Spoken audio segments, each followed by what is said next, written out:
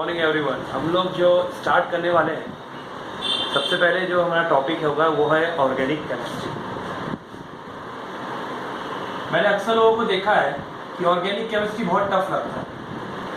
Normally तो लोग छोड़ के जाते हैं। बहुत से बच्चे ऐसे भी हैं जो इसमें इतनी प्रॉब्लम उन्हें होती है कि वो इस टॉपिक को ही छोड़ देते हैं, बोलते हैं कि भाई हमसे नहीं हो सकता ऑर्गेनिक। तो मैं सबसे बड़ा इसका बेसिक रीज़न बता दूँ क्यों ऑर्गेनिक हमें टफ लगती है। ऑर्गेनिक हमें इसलिए टफ लगती है कि 10th में तो हम बेसिक पढ़ते हैं, 11th में थोड़ा डीप में आता है, और अगर हमने 11th नहीं पढ़ी है तो हमें 12th वाली ऑर्गेनिक केमिस्ट्री बहुत टफ लगती है। तो आज जो हम लोग ऑर्गेनिक केमिस्ट्री का टॉपिक स्टार्ट कर रहे हैं, ये 11th, 12th और 10th पूरा एक होल मिक्स रहेगा, ताकि आप लोग को स्टार्टिंग से ऑर्गेनिक केमिस्ट्री पूरी क्लियर रहे। ऐसा कुछ भी नहीं छूटेगा जो आपको नहीं बताया जाएगा, जो आपके ऑर्गेनिक केमिस्ट्री के सिलेबस में है, CBSE NCERT की बुक में जो दिया हुआ है उसके सिलेबस में है, और आपको यहाँ नहीं पढ़ाया जाएगा। यहाँ पे हर एक टॉपिक आपको अच्छे से डिस्कशन किया जाएगा। सबसे पहले हम लोग ऑर्गेनिक केमिस्ट्री पढ़ते ही क्यों है, ये सवाल उठता है हमारे इसमें क्या ऐसी ज़रूरत पड़ गई कि हमें ऑर्गेनिक केमिस्ट्री पढ़ना पड़ा। ऐसा क्या हुआ? ऑर्गेनिक केमिस्ट्री का पढ़ने का सबसे बड़ा रीज़न ये है कि 118 एलिमेंट्स तो हमने पढ़ लिए थे क्लास 10वीं में, 10th में। 118 एलिमेंट्स हमने बड़े मुश्किल से याद किए, metal, non metal, hydrogen, helium, lithium, किसी तरह से हमने याद किया। ठीक है, अब जब हम हमारा 118 एलिमेंट्स हमने किए तो हम उसमें क्या देखते हैं, कार्बन जिसका कि एटॉमिक नंबर होता है 6, और अगर इसका इलेक्ट्रॉनिक कॉन्फ़िगरेशन करें तो 4, और इसकी वैलेंसी ये हो गया इसका वैलेंस इलेक्ट्रॉन, और यही इसकी वैलेंसी भी है, वैलेंस इलेक्ट्रॉन, और यही इसकी वैलेंसी भी है। इसका मतलब कार्बन की एक प्रॉपर्टी होती है कि वो अपने 4 इलेक्ट्रॉन शेयर करता है। अगर मैं डॉट स्ट्रक्चर बनाऊं तो कुछ इस तरह का बनेगा। ये अपने चारों वैलेंस इलेक्ट्रॉन या फिर वैलेंसी जो है इसको शेयर करता है, और इसी वजह से कार्बन को टेट्रावैलेंट कहते हैं। टेट्रावैलेंट एक तो इसकी हो गई ये प्रॉपर्टी। दूसरी प्रॉपर्टी ये है कि कार्बन क्या होता है, कार्बन लिंक करके लॉन्ग फॉर्म ऑफ चेन बनाता है। क्या बनाता है? Long form of chain. बहुत लंबी लंबी चेन बनती है, लॉन्ग फॉर्म ऑफ चेन। और इसी चेन की इस प्रॉपर्टी को, कार्बन की लंबी लंबी चेन बनाने की प्रॉपर्टी को कैटिनेशन कहते हैं। इस प्रॉपर्टी को क्या कहते हैं? कैटिनेशन। क्लास 10th में हमने बेसिक में पढ़ा है। कार्बन की एक प्रॉपर्टी होती है कैटिनेशन, और ये प्रॉपर्टी क्या शो करती है कि कार्बन से मिल के लंबी लंबी चेन बनाता है। अब इन दो प्रॉपर्टी की वजह से हुआ क्या, कार्बन के बहुत सारे कंपाउंड्स बन गए, मिलियंस ऑफ मिलियंस कंपाउंड।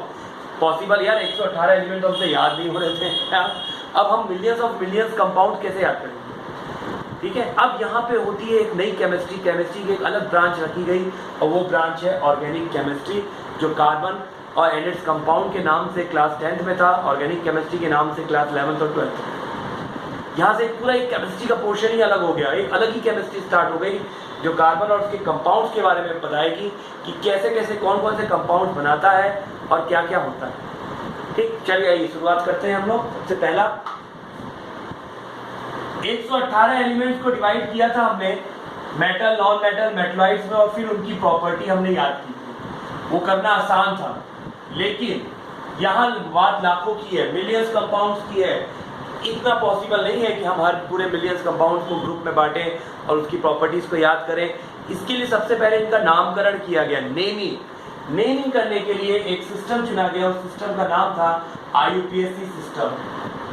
इसका फुल फॉर्म जानते हैं, पढ़ा है हमने, international union of pure and applied chemistry. International union of pure and applied chemistry.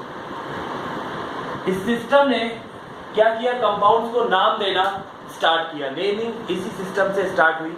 इसी सिस्टम के नेमिंग से हम लोग पूरा ऑर्गेनिक केमिस्ट्री पढ़ते हैं। IUPAC सिस्टम कहते हैं international union of pure and applied chemistry. चलिए अब हम इसमें जान लेते हैं क्या क्या होता है, क्या है। जैसे कि मान लीजिए मेरा नाम है आशीष प्रताप सिंह, आशीष प्रताप सिंह, ये रहा मेरा सरनेम, ये रहा मेरा नेम। मेरा सरनेम बताता है कि मैं कौन से रिलीजियन का हूँ, मैं हिंदू हूँ, मुस्लिम हूँ, सिख हूँ, ईसाई हूँ, क्रिश्चियन हूँ, वो मेरा सरनेम बताता है। और मेरा नाम तो मेरी आइडेंटिटी बताता है भाई मेरा नाम क्या है, ठीक है। तो ये होता है किसी का भी नाम, अगर हम आपस की बात करें तो अपनी बात करें तो हमारा एक सरनेम होता है और एक नेम होता है। और कुछ लोग जैसे हमने तो रखा है मिडिल नेम भी रखते हैं और इसको डायरेक्ट भी आशीष सिंह भी रखते हैं। यही आईपीएससी का भी सिस्टम था। आईपीएससी में नेम भी रखा गया, सरनेम भी रखा गया और मिडिल नेम भी रखा गया और इससे पूरी नेमिंग की गई किसी एक कंपाउंड, ठीक है। सबसे पहले हम स्टार्ट करते हैं आईपीएससी में क्या क्या रहेगा, कैसे की गई। सबसे पहला प्रीफिक्स, उसके बाद वर्ड रूट और उसके बाद सफिक्स। प्रीफिक्स बताता है आपका नेम, वर्ड रूट बताता है आपका मिडिल नेम और सफिक्स बताता है आपका सर। सेम वही फंडा, वही लॉजिक जो हम आप अपने लिए करते हैं। प्रीफिक्स दो तरह के होते हैं, दो पार्ट में डिवाइड किया इसको। सेकेंडरी प्रीफिक्स, मैं सेकेंडरी प्रीफिक्स को 2 डिग्री से लिख रहा हूँ, आप लोग क्या होते हैं सेकेंडरी प्रीफिक्स नाम लिखिएगा। और प्राइमरी प्रीफिक्स, वर्ड रूट और सफिक्स में प्राइमरी सफिक्स और सेकेंडरी सफिक्स। कई बच्चे कंफ्यूज हो जाते हैं, इसको पहले यहाँ देखते हैं 1 2 है तो यहाँ पे भी 1 2 कर देते, नहीं ऐसा नहीं। पहले सेकेंडरी प्रीफिक्स आता है, फिर प्राइमरी प्रीफिक्स आता है, फिर वर्ड रूट आता है, फिर प्राइमरी सफिक्स आता है और फिर सेकेंडरी सफिक्स। ये पोर्शन आपको इस तरह से चार्ट बनाना आना चाहिए। अपना जो मेन काम है वो यही है, इसी को पूरी आईपीएससी होगी।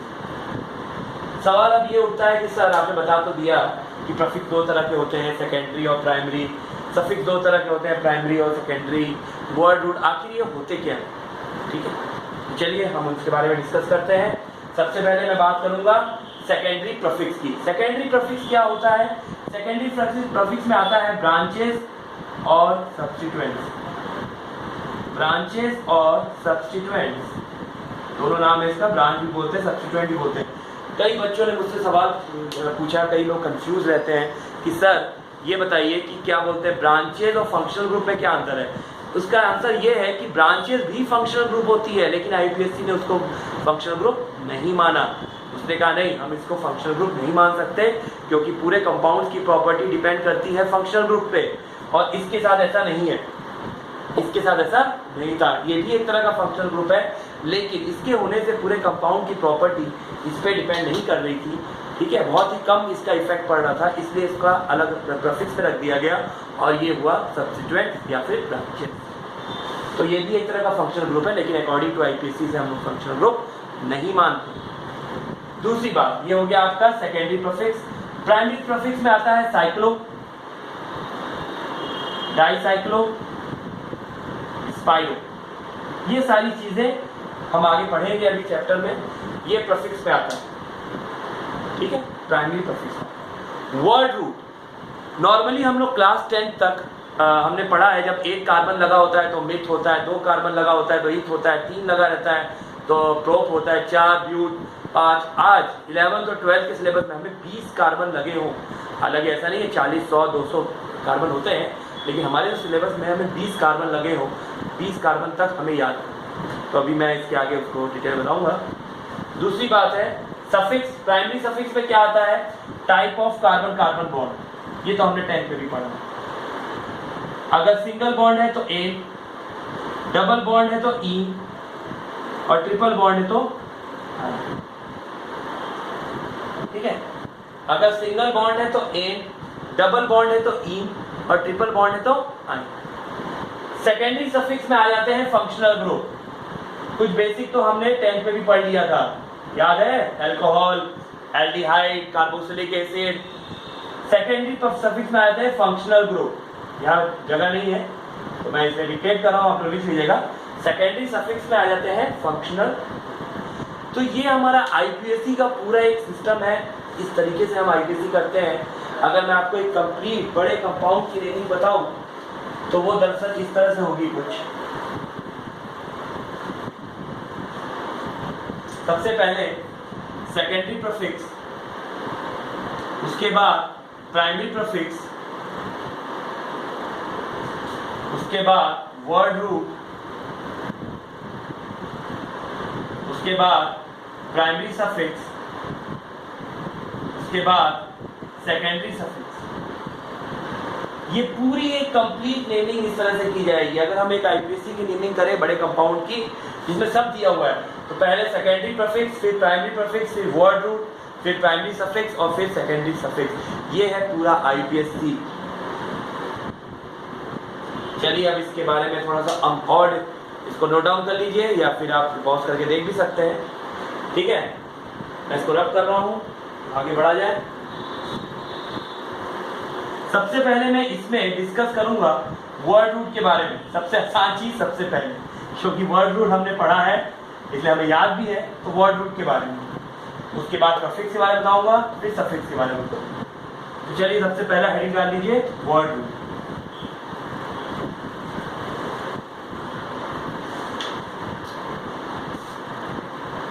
वर्ड रूट, जब एक कार्बन लगा होता है तो उसे कहते हैं मिथ। पता है, पढ़ा है।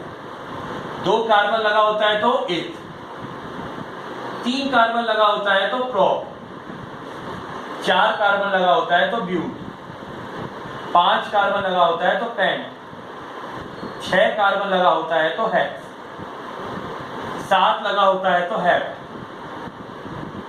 आठ लगा होता है तो ऑक्ट, 9 लगा होता है तो नॉन, 10 लगा होता है तो डेक, 11 लगा होता है तो अनडेक, 12 लगा होता है तो डूडेक। ये तो हमने पढ़ा है 10th में भी। तो भाई 11th और 12th में ऐसा क्या नया पढ़ने वाले हैं, चलिए देखते हैं।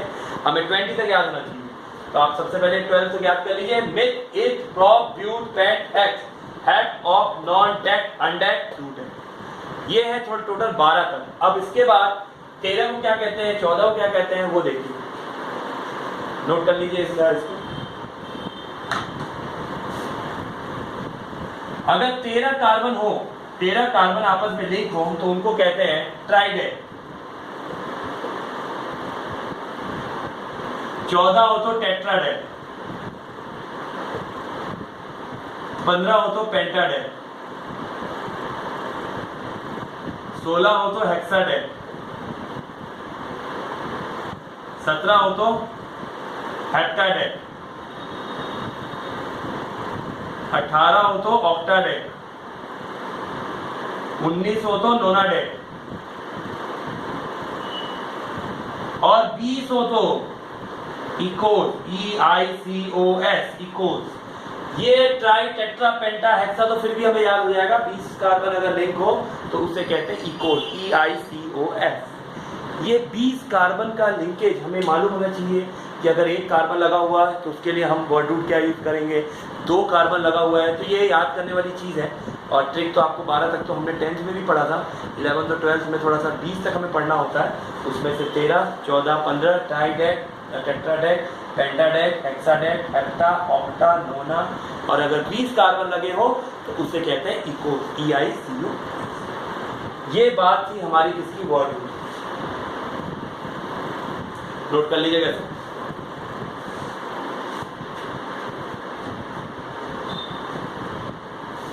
अब मैं बात करता हूं प्रीफिक्स की।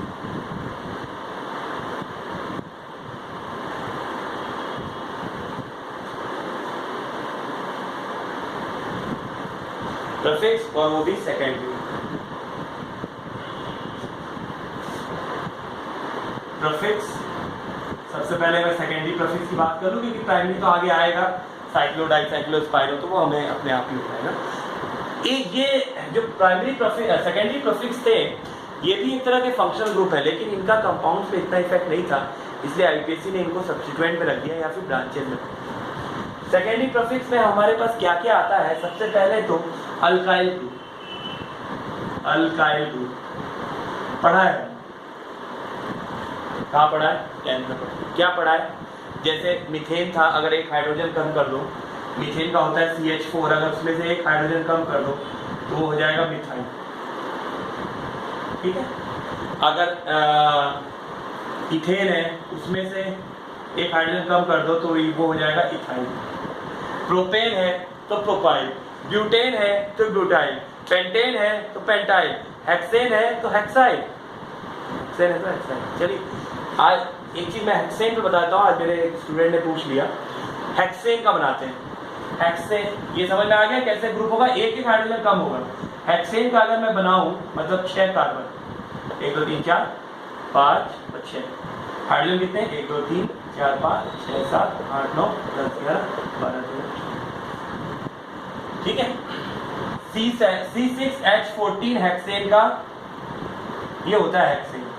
अगर एक कार्बन कम कर, एक हाइड्रोजन कम कर दो, सॉरी कार्बन बोल दिया मैंने, एक हाइड्रोजन कम कर दो C6H13 तो ये बन जाएगा हेक्साइल।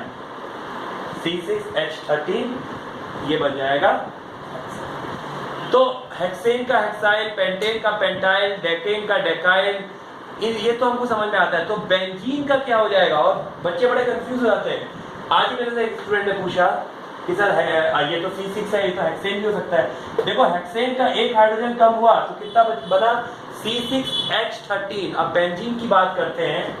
बेंजीन ये रहेगा, बेंजीन आपका ये फॉर्मेशन है बेंजीन का, double bond double bond double bond CH CH CH। देखिए मैं पूरा डिटेल में आपको कंप्लीट बता रहा हूँ क्या वो कितने का C6H6 ये है बेंजीन।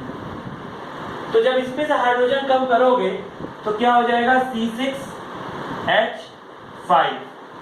इसका बेंजीन का फॉर्मूला क्या है C6H6 और एक हाइड्रोजन कम करोगे तो C6H5। तो क्या ये बेंजाइल हो जाएगा? नहीं। नोट करिएगा बच्चे गलती करते हैं नॉर्मली।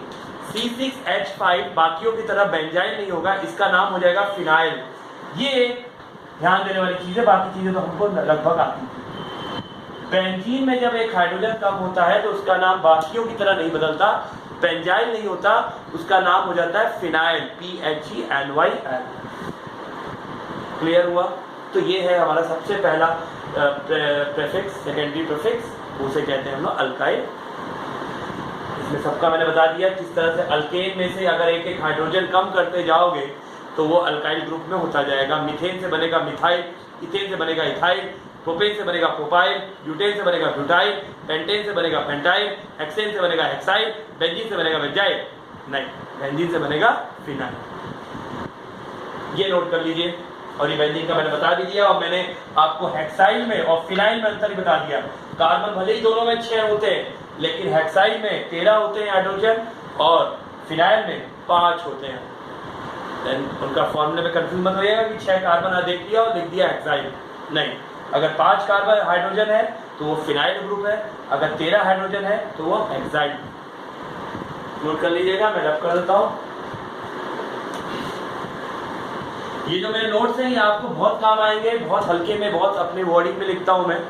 ऐसा कुछ भी नहीं है कि इसमें बुकिश है, लेकिन हाँ इसको समझने के बाद जब आप बुक को फॉलो करोगे तो आपको हर एक चीज़ A to Z क्लियर हो जाएगी। ठीक है, तो कुछ भी हो आप पूरा नोट करिए अच्छे से, जहाँ पे न दिक्कत हो बताइएगा। ये हो गया आपका सेकेंड, पहला ग्रुप हमने पढ़ा सेकेंडरी प्रीफिक्स में अल्काइल ग्रुप। ये तो सिर्फ पहला ग्रुप है। अब दूसरा ग्रुप हैलोजन ग्रुप, ये भी हम लोग सेकेंडरी प्रीफिक्स ही पढ़ रहे हैं। मैंने ऊपर लिख दिया है सेकेंडरी प्रीफिक्स, शायद आपको दिख रहा हो नहीं दिख रहा हो, मैं थोड़ा नीचे लिख देता हूँ सेकेंडरी प्रीफिक्स। अभी हमने सिर्फ सेकेंडरी प्रीफिक्स का एक ग्रुप पढ़ा है, अभी हम दूसरा ग्रुप पढ़ रहे हैं, वो है हैलोजन। वो है हैलोजन, हैलोजन पढ़ा है हमने। F लगा हो तो लिख देंगे फ्लोरो, Cl लगा हो तो क्लोरो, Br लगा हो तो ब्रोमो और I लगा हो तो पढ़ा है, इजी। और नोट कर लीजिएगा इसको।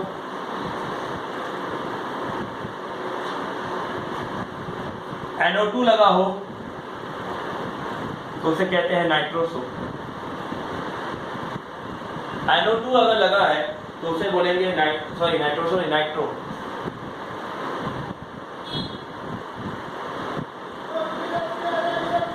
नाइट्रो। फिर नाइट्रोसो किसको बोलेंगे?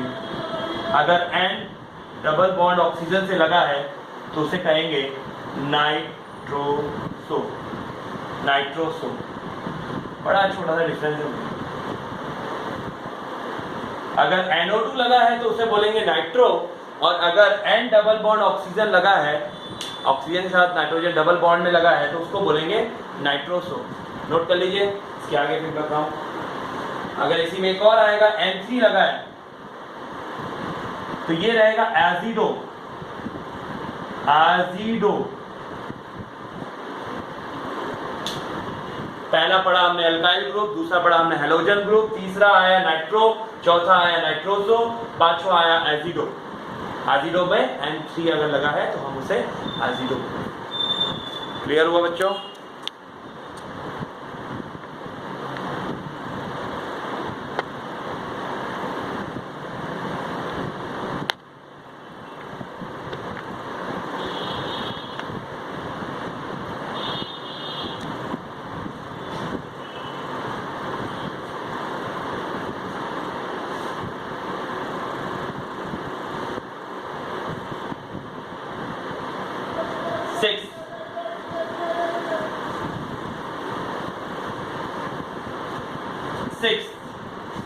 अल्कोक्सी ग्रुप, 6 है हमारा alkoxy group. Alkoxy group oxygen के साथ, R का मतलब है कार्बन, ऑक्सीजन के साथ अगर कार्बन लगा है तो हम उसे अल्कोक्सी ग्रुप में रखेंगे। जैसे कि OCH3, इसका नाम हो जाएगा मिथॉक्सी, अच्छी बात है। OC2H5, इसका नाम हो जाएगा इथॉक्सी, ये भी अच्छी बात है। इथॉक्सी, मिथॉक्सी, 3 कार्बन वाले हो तो प्रोपैक्सी, ब्यूटॉक्सी, पेंटॉक्सी, हेक्सॉक्सी, और अगर ये हो तो अगर इसी तरह चलते जाए OCX, C6H5, तो ये हो जाएगा फेनॉक्सी। याद रखिएगा, कंफ्यूज होने की जरूरत नहीं है कि बेंजॉक्सी लिखकर आ गए। तो ये होगा हमारा अल्कोक्सी ग्रुप, जिसमें ऑक्सीजन के साथ कार्बन जुड़ा होगा, इसे हम कहेंगे अल्कोक्सी ग्रुप। इसमें अगर मीथेन 1 कार्बन जुड़ा है तो मिथॉक्सी, 2 कार्बन जुड़ा है तो इथॉक्सी, 3 जुड़ा है तो प्रोपैक्सी, 4 जुड़ा है तो ब्यूटॉक्सी, 5 जुड़ा है तो पेंटॉक्सी। तो ये हमारा आता है 6वां अल्कोक्सी ग्रुप। नोट कर लीजिएगा।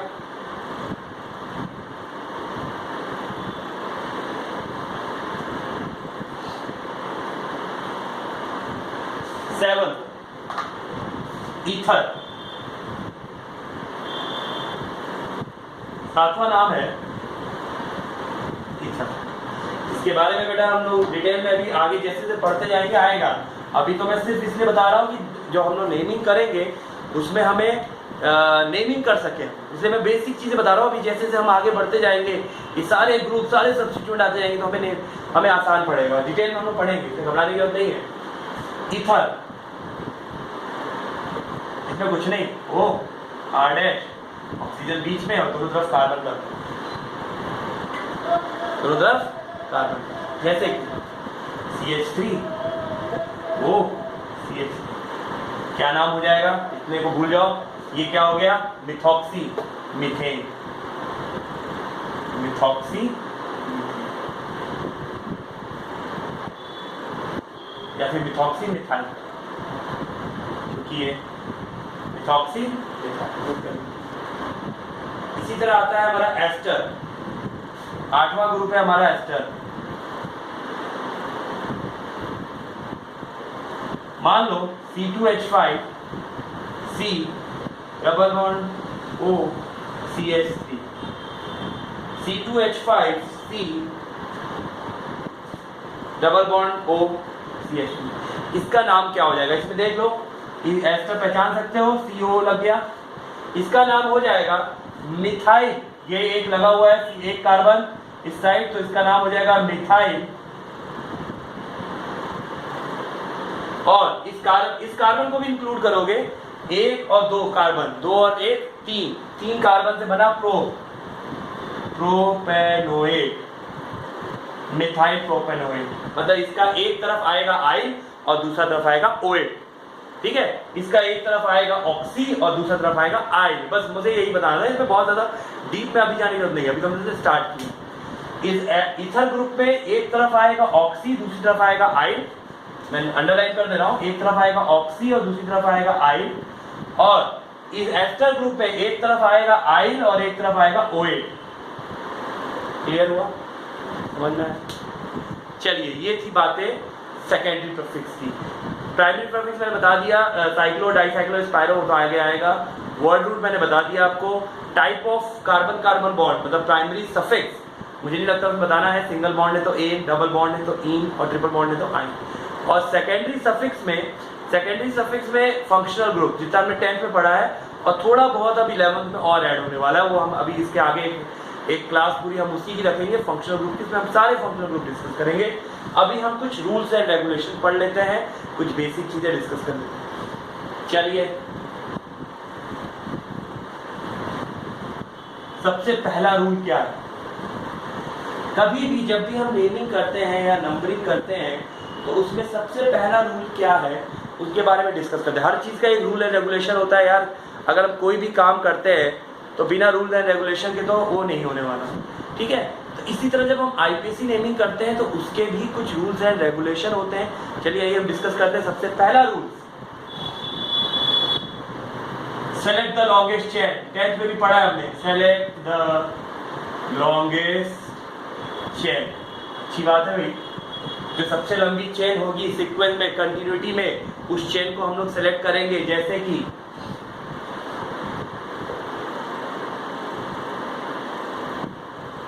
एग्जाम्पल लिख लीजिएगा। अगर इसमें मैं बोलूं कौन सी चेन हम सेलेक्ट करें, अगर तुम स्ट्रेट जाते हो 1 2 3 4, नहीं नीचे से 1 2 3 4 5 6 7, इधर से जाएंगे तो 7 और इधर से जाएंगे तो 1 2 3 4 5 6, तो कौन सी चेन हम यूज करेंगे?